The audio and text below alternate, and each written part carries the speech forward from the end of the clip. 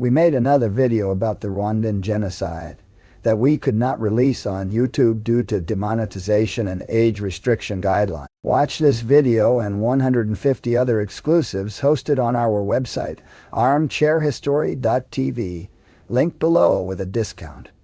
After the fall of Somalia's brutal Cold War-era dictator in 1991, the East African country plunged into a devastating civil war. Militant organizations vied for power, and for years, the country lacked a functioning federal government. In this chaos, the United Nations sought to alleviate some of the poverty and starvation that came with the war, delivering food and other humanitarian aid.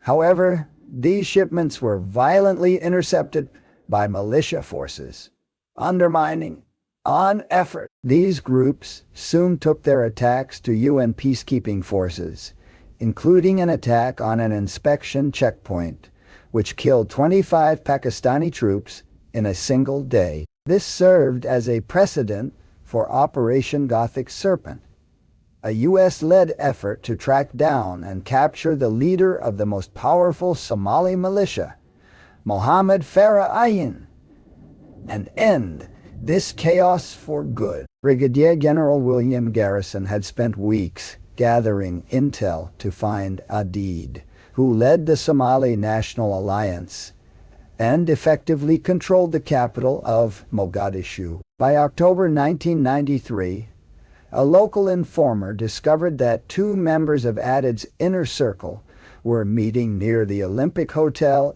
in the Bakara Market District.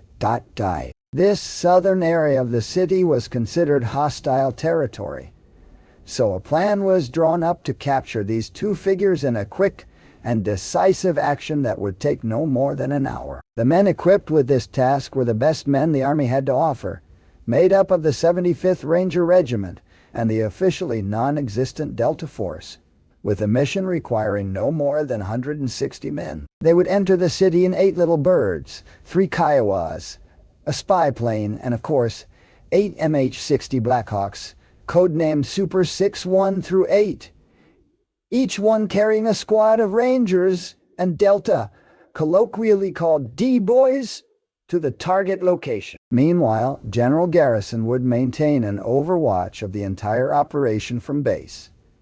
When the rotor started and the birds lifted off, the code word Irene was transmitted over the radio.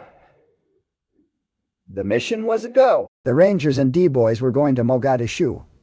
The Rangers' primary task was to provide security around the target building as Delta made a sweep inside. Once they apprehended the targets, they would be loaded onto a convoy of Humvees back to base. Known as chalks, small groups of soldiers would also rappel out of helicopters, roping down on each corner of the building.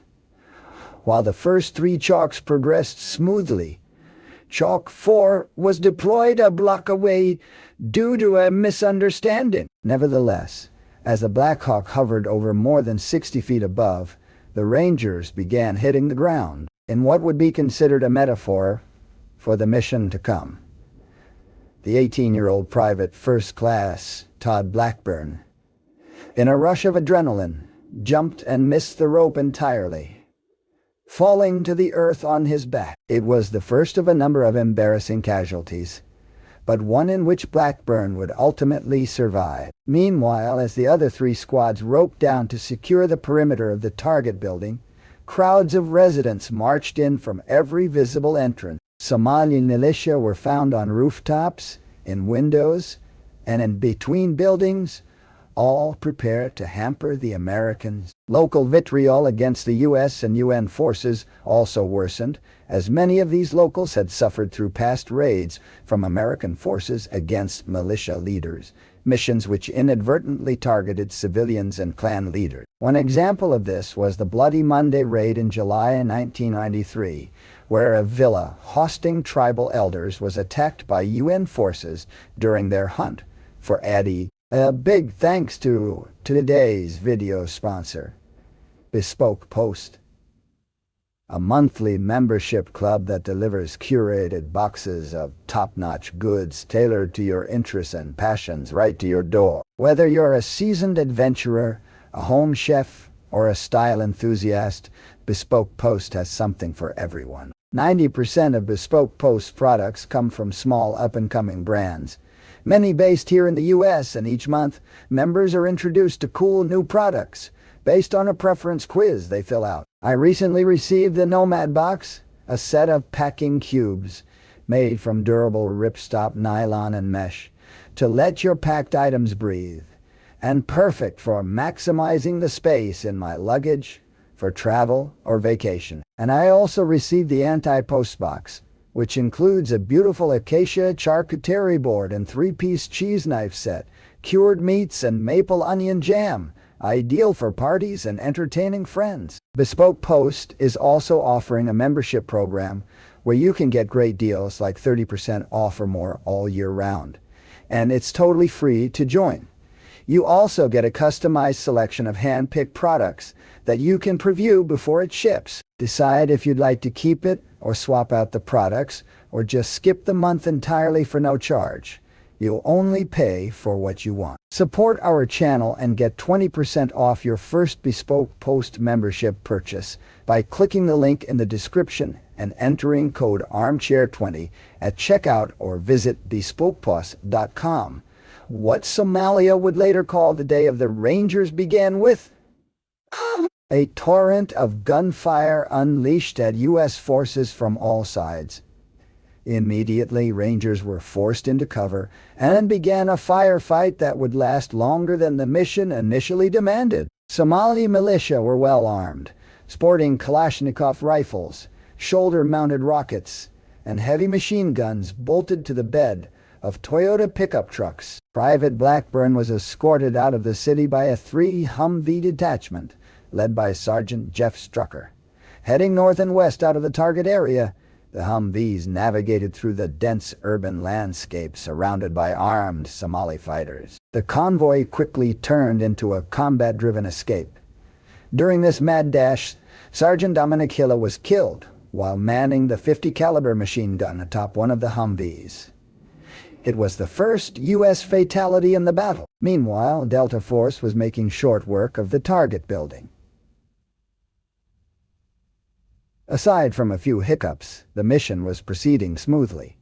Having completed their task, the D-Boys loaded their prisoners into the main convoy. Chalk 4 continued to defend their inopportune position, while Super 6-1 provided air support. It was only at this moment when a militiaman on top of a roof, directly behind Super 6-1, fired an RPG round into the tail rotor of the Black Hawk, immediately sending it into a tailspin. A sea of radio chatter erupted with this final transmission from pilot Elvis Walcott. 6-1 going down. The Black Hawk clipped a rooftop and landed on its left side, killing both Walcott and co-pilot Boyle. Eddie's strategy was paying off, having employed carefully thought-out guerrilla tactics he had studied in Moscow. During this time, the war between the USSR and the Mujahideen was ongoing, and Afghan insurgents had made extensive use of shoulder-fired anti-air missiles. This tactic, combined with the sheer numbers Eddie fielded, allowed a form of unconventional warfare that U.S. Special Forces would be unequipped to handle. As Chalk 2 watched the smoke plume from several blocks away, horror quickly gave way to action. The squad split in two, with half traversing the crash site on foot, leaving their pre-assigned perimeter and entering the maelstrom. Staff Sergeant Daniel Bush and Sergeant Jim Smith emerged from the wreckage of Super 6-1 to provide defensive fire. A little bird landed at the crash site, and Chief War Officer Keith Jones came out to support the survivors. Chalk 2 also showed up around the same time. Bush had been killed defending the position, but Smith escaped aboard the little bird with Jones and the body of his comrade. Chalk 2 stayed with the two remaining survivors, as their injuries required medical attention before proper evacuation. The remaining Humvee convoy picked up the rest of Chalk 4, turning into the crash site. However, due to the disorientating environment, the lead driver made a wrong turn and went south, away from the crash site. Meanwhile, Chalks 1 and 3 were ordered to move on the crash site on foot. Delta and the Rangers proceeded to charge through 6 city blocks of lead and dust, with the advance seeing Sergeant First Class Earl Robert Fillmore killed in action. The Blackhawks Super 6, 4, and 8 were ordered to leave their position and assist in the rescue. 8 arrived at the crash site with its squad rappelling down to help those on the ground. During this procedure, the chopper took a direct hit from an RPG round, but the Blackhawks pilots managed to hold the bird steady until every man was aground. American forces weren't in the clear yet, however. The main Humvee convoy was still lost, and Somali militants began placing roadblocks around the city. Super 6-4 attempted to provide support to the lost Humvees, but was struck by an RPG round and tried retreating back to base. At that moment, the chopper's rotor suddenly fell into a tailspin. Through sheer determination, the pilots managed to land the chopper on its feet in a nearby neighborhood on the other side of National Street. Nearby, Super 6-2 flew overhead, spotting a mob approaching the downed bird. Delta operators Gary Gordon and Randy Shugart aboard the Super 6-2 offered to deploy down to defend them. And after some argument, their request was approved. They were quickly deployed by Super 6-2 and moved the injured pilot Michael Durant to a tree, preparing for a chaotic defense. The remaining Black Hawk overhead continued to provide minigun support, while snipers on a nearby Little Bird gave additional fire.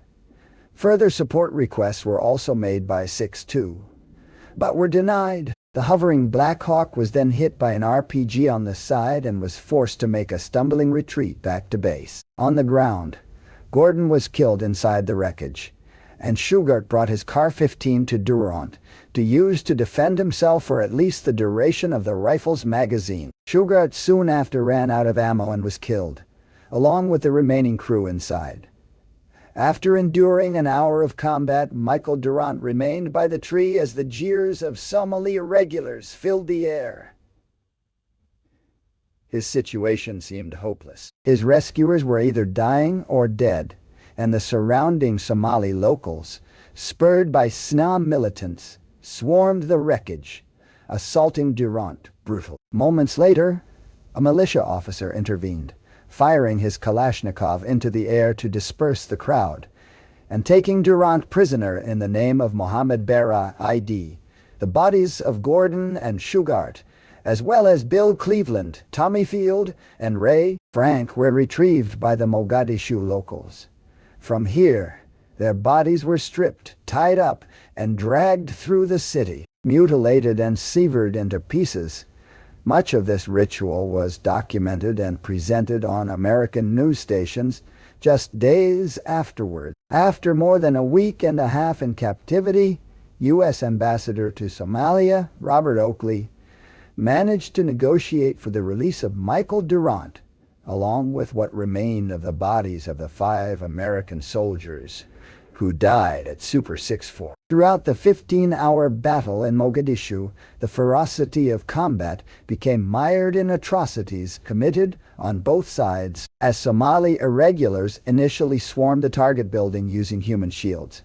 U.S. Army Rangers attempted precise shots to avoid harming civilians. However, as the battle intensified around the crash site of Super 6-4, desperation overcame caution, leading Rangers to fire indiscriminately, even against militia using human shields. Among these Somali casualties, many civilians were tragically caught in the crossfire. The lost Humvee convoy suffered heavy casualties, with 50% of its members wounded or killed. Chalk 2 incurred injuries, while defending Crash Site 1 and Chalks 1 and 3 sustained injuries attempting to reach the same location. What was expected to be a 30-minute mission had escalated into 2 grueling hours of intense combat. Troopers' convoy, now combat ineffective, began heading back to base. A United Nations quick response force tried to get into the city, but was overwhelmed and retreated. Hawks 1 and 3 arrived at the Marahan Road and occupied some buildings, but were similarly combat ineffective due to casualties. Among them, Corporal Jamie Smith bled out overnight. Delta and Rangers were forced into nighttime firefights, with resupplies by helicopters preventing ammo shortages. General Garrison called for UN peacekeepers at the South Port for aid. After multiple hours, a UN convoy of soldiers, APS, and tanks left the port well past 11 p.m.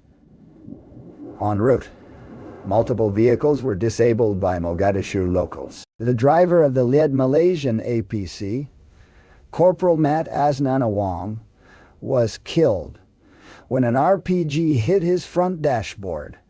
While taking this route, 7 more Malaysians and 2 Pakistanis were wounded. Throughout the dawn, the Delta and Rangers at crash site 1 were besieged and were waiting for the rescue convoy. The head of the convoy turned onto National Road, hit a roadblock, and partially dismounted to clear it on foot. Rescue forces arrived at crash site 2 and saw what they dreaded most. The Black Hawk was empty of U.S. forces, alive or dead. Somali irregulars had paraded the bodies of Gordon Sugar and the 6-4 crew through the streets. Devastated and without further tasks, the rescue forces detonated the helicopter to prevent enemy capture. With the roadblock cleared, the convoy continued and headed east to the besieged Chalks 1 and 3, as well as to crash site 1. The vehicles surrounded the crash site and provided support and rescue, with Americans and Malaysians fighting into dawn, supported by Pakistani tanks. By 5:45 a.m., the survivors of crash site 1 were rescued, and the convoy headed to Mogadishu Stadium. However, there wasn't enough room in the vehicles for the uninjured Delta and Rangers in Chalks 1 and 3. These men were forced to make a frantic escape on foot through the city, in what would become known as the Mogadishu Mile. They moved west and south to National Street, where they planned to rendezvous with the remainder of the convoy. After charging through several city blocks in a hail of gunfire, the last few U.S. troops in the combat zone reached a contingent of the UN convoy, heading for the Pakistani-controlled stadium. And just like that, the battle was over. 18 Allied soldiers were killed in the mission, and dozens more wounded, making it the deadliest battle the U.S. had experienced since the Vietnam War. The estimates for Somali casualties range in the hundreds. General Garrison and Secretary of Defense Le Pen took blame for the disastrous operation, with the latter resigning by the end of the year. Just days later, President Clinton ordered a general withdrawal from the region, which was completed in March 1994. Remember to check out our exclusive video on the Rwandan genocide on Armchair History. Your support keeps our channel going.